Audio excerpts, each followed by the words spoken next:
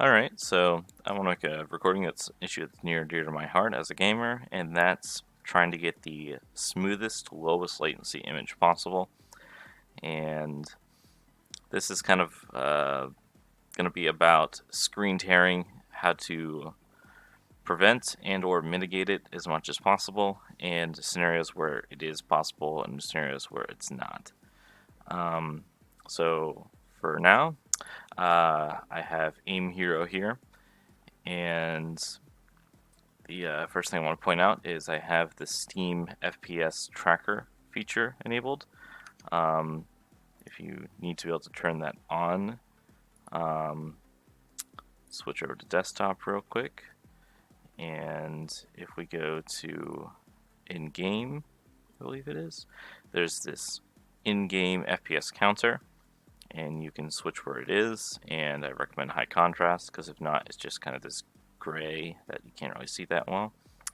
And boom, you got yourself an FPS counter.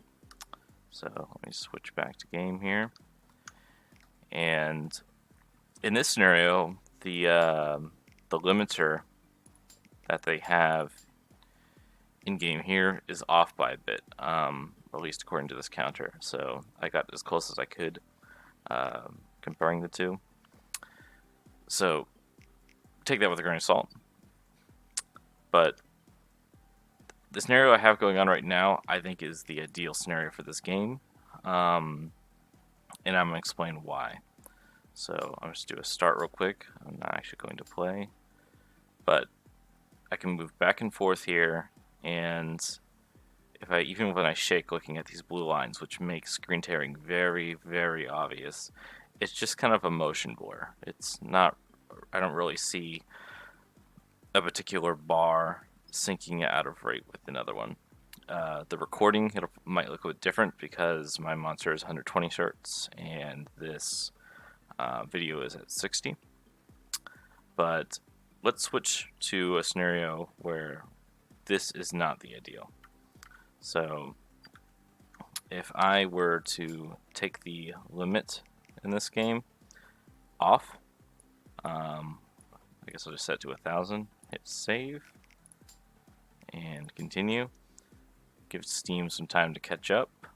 Looks like it's actually running at 600 something. I can move around, and in this scenario, things seem fine, but there's actually a slight whine that I'm getting from my monitor because of this running at a refresh rate that's kind of crazy. But luckily things seem fine because I have another feature enabled that's good when your FPS is high like this. And I'm going to switch to that now. So on the desktop, I have the AMD settings, and I have this enhanced sync feature turned on. So this is very similar to the feature next to it called triple buffering. So what this does is, opposed to VSync where it is only refreshing your monitor when it has a full buffer, and it's just using one buffer, it's using two, and it's alternating those buffers. So as it fills up one buffer, then it goes to fill the next buffer. If it needs to refresh and it's finished that second buffer, then it will load that one, just as if it was a good frame. But if it doesn't finish loading that buffer, it will load the old one. So yes, you are having potential of losing a frame. I wouldn't be surprised if Enhanced Sync it has it so that if it's really close, like if it's almost done, where you're not even going to notice at the bottom, it'll probably still load the frame. Just to kind of keep things enhanced. Because what's happening is, as it's filling the buffer, it's doing left to right, filling these lines, just going across. Or at least it seems to be how most buffers work.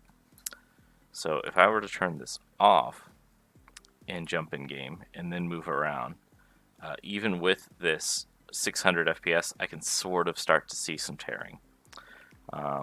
So I'm going to tone it back down to the 348 I had before, which I don't think I'm showing you that because I'm not good with settings here.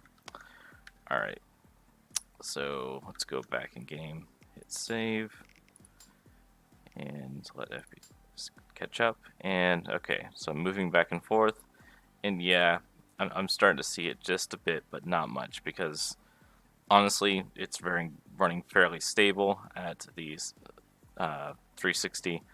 So that's like the ideal frame rate for me, because it doesn't have buzz, it's not a lot of craziness, and for the most part, I get a full frame every time. All right. So honestly, you can't have these settings enabled for everything. Not every game supports either of these, but most you can work with between the two. And you're potentially going to be in scenarios where you can't get this sort of FPS. It's going to be like a newer game. So what do you do in that scenario? So as close as you can get it to a refresh rate that makes sense, or the highest refresh rate you can get, is usually what people go with. And you can use this same feature, but as I explained earlier, as things fill up, you're going to have a scenario where it's not going to have a full frame that's recent, or that recent, because it's going to be less than the triple. So you can either deal with the screen tearing or deal with the latency, and you have to start making that compromise. So in this scenario, a lot of people try to get the best of both worlds by having the enhanced sync give the best frame it can. But honestly, in a scenario where it's in between 120 hertz and what the game can do, you're better off finding where your stable FPS is at a refresh rate that's actually less than what yours is, say like cutting it in half. So if you're running, say, PUBG at 60 FPS on a 120 hertz screen, it's more or less going to load the same frame twice. And honestly, that's not as bad as it sounds. Yes, there is that latency that you're dealing with, but rather than forcing it, just trying to get close to it so that the screen tearing, if it is there, is just at the bottom, it's recommended. So that's why having that FPS limit is so important, and it's also good to have something that can show you if your FPS limit is proper or not. Thus, the Steam overlay makes sense. When you get into scenarios that are that low, this is when FreeSync and G-Sync come into play, because then rather than you having to frame limit yourself down to half your refresh rate, you instead can get more or less the best response that you could get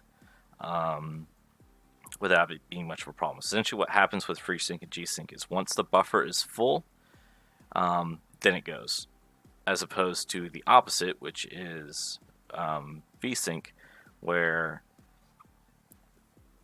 the monitor is just waiting for the buffer to finish. So it does fix those scenarios. So let's get into a scenario where rather than addressing the scenario of less than 60 FPS, let's address the scenario where you're in that in-between zone of 120 hertz and 240. You're not quite there yet. And FreeSync and G-Sync does not help with that. I believe that's what FastSync attempts to resolve for you, but I'm not certain. But as I said, this is one of those areas where it's not a good place to be, but honestly, you're probably better off just dealing with the screen tearing in that particular scenario, or dropping yourself down to at least match your refresh rate. So I guess you can consider that range of meeting your FPS and getting close to doubling it, but not getting there. That's you're going to be your pain scenario.